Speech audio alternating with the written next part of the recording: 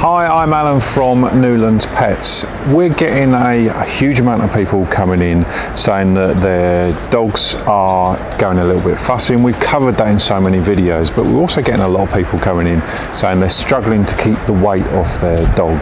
Particularly this is happening with newer dogs, as in they've just turned adult or something like that. But it happens a huge amount, and obesity is a big problem with dogs. What I want to talk about a little bit is empty calories. Now, it's something you may have heard the term for people, and it's exactly the same principle. A calorie is a calorie, but you also get calories that don't give you anything else.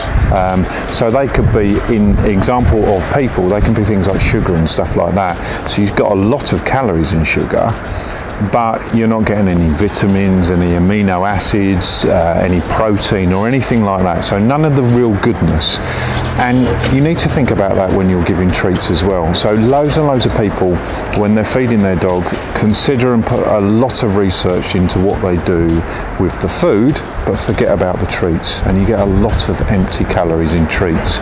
So if you're feeding treats that are very, very high in carbohydrates, or potentially very, very high in sugar to your dog, that is a calorie. So it adds up to the amount they should have, but they're not getting necessarily a huge amount of benefit from those calories.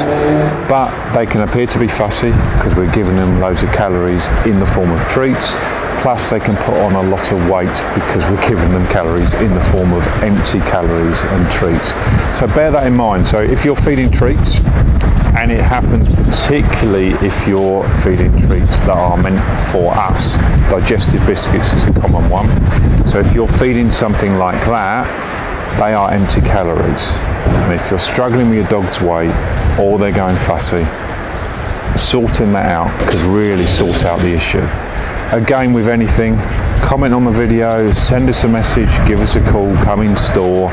We're happy to help. So if you've got any questions about it, come along and see us. I'm sure we can help. See you soon.